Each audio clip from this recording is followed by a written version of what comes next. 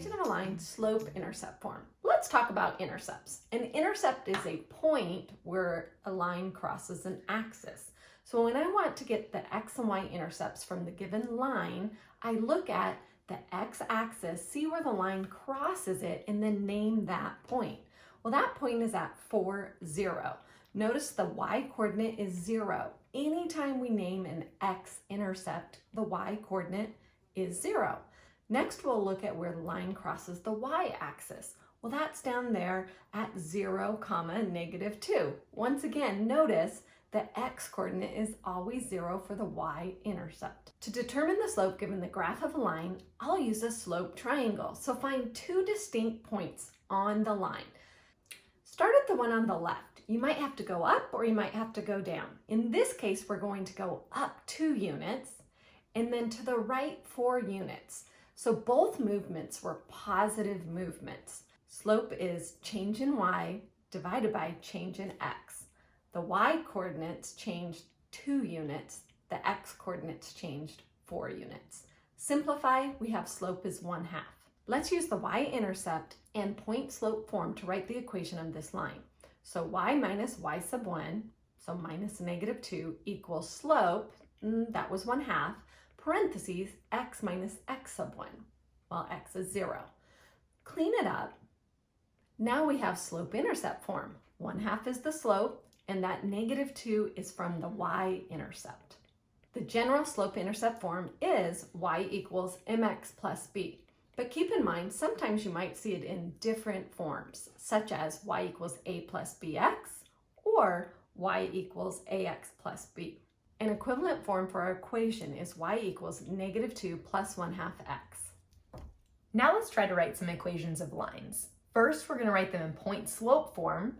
Then we're going to convert them to slope-intercept form. Okay, I have 2 points. Anytime I have 2 points, first thing I should do is label them x1, y1, x2, y2.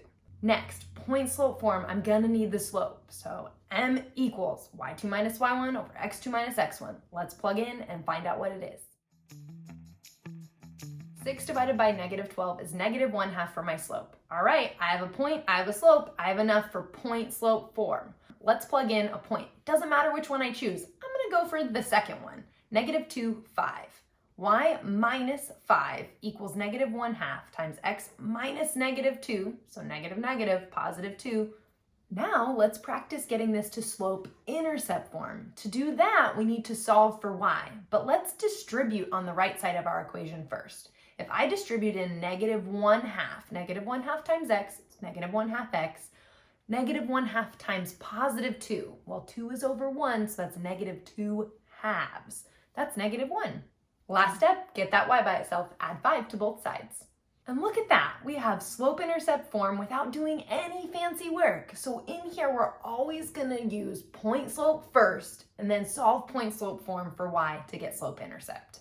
Go ahead and try number 5 on your own. Remember, point-slope form first, then solve for slope-intercept. As I distribute that fraction of -2/3, -2/3 times x, no big deal, but -2/3 times 6. Well, let's write 6 over 1. Numerator to numerator, denominator to denominator. -2 times 6 is -12. 3 times 1 is 3. So -12 divided by 3 is -4. Now, what's another way, maybe even a quicker way to do it? Well, I could divide out the 3 from the 6 before I even multiply straight across, since the 3 is in the denominator. 6 divided by 3 is 2, then 2 times -2, -4 again. Slope-intercept form was y equals -2/3 x plus 3. Make sure in your work I can find point-slope form as well. Let's take a look at 3 different lines. I'm going to use 3 different colors and graph them on the same coordinate plane. Pause and graph. What did you notice about the lines? Well, my orange and blue lines look parallel. They extend indefinitely and never intersect. And then the green line, it looks perpendicular to the other 2 lines. And remember, perpendicular means they cross at a 90-degree angle. So f of x is parallel to h of x, and f of x is perpendicular to g of x. H of x is perpendicular to g of x. What do you know about the slopes of parallel lines? Parallel lines have the same slope. Notice that f of x and h of x both had a slope of 3. Perpendicular lines, however, have opposite reciprocal slopes. So f of x and h of x had 3, but g of x had -1/3. So the reciprocal, and then change the sign. Let's practice our parallel and perpendicular slopes. Given this next line, I see that the slope is -3/4.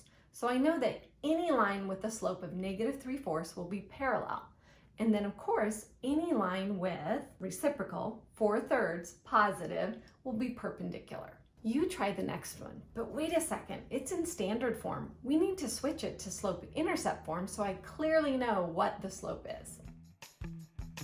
Once I put it into slope-intercept form, I could clearly see the slope is -6. So parallel slope for any line is going to be -6. And then if I want the slope for a perpendicular line, it's going to be 1/6 positive. Lines are pretty cool. We can use them to model lots of things, including this data set. First, we plot the data set on a scatter plot. Do you agree this data looks linear?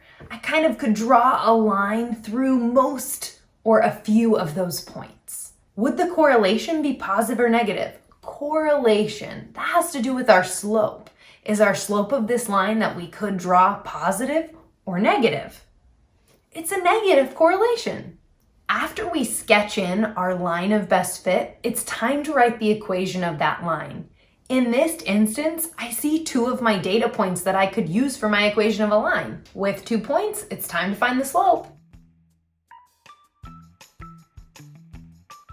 My slope simplifies to -1. Okay, I have points and a slope. Points and a slope. Let's do point slope form first. Now I'll simplify that to slope-intercept form by solving for y after I distribute.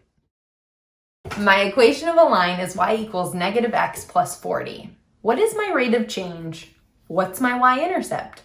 Well, rate of change is my slope. Y-intercept is when I plug in 0 for x. So that's 0, 40. Remember, your y-intercept's a point, so write it like a point. Let's figure out y when x equals 15. Simply plug in 15 and compute y. Y equals 25 when x equals 15. In this next example, we're going to get to see lines of best fit in a real-life context. Here we have the length of femurs and compared to the height of the person with that femur. Now, a femur is the longest bone in the body. It's the bone in the upper part of your leg. Her femur's way too long. We're gonna try to be even more precise here, so we'll use technology. Time to get out your TI-84 graphing calculator. First, you're going to click the Stat button. Edit will already be chosen for you, so you're gonna click Enter, and you're taken to 2 lists. I mean, really 4 lists. But we're gonna type all our X values into the first list, and all our Y values into the second list. Take a moment to do that. Now it's time to calculate our line of best fit. So we're gonna click Stat again and use the right arrow to scroll over to Calc. Then we wanna choose option 4, Lin Reg. That stands for linear regression. We're gonna arrow down to calculate and hit Enter. Boom! There is our equation of a line just waiting for us. It gives us y equals ax plus b, where a equals 2.6 something and b equals 64.996. Now we can write our equation of a line using the numbers our calculator calculated. And there is our equation of a line. I wonder if we could predict Miss Peart's femur length by plugging in her height to this equation.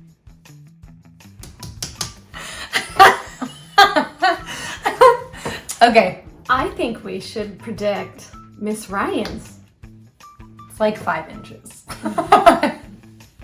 It's longer than that. She's an exception.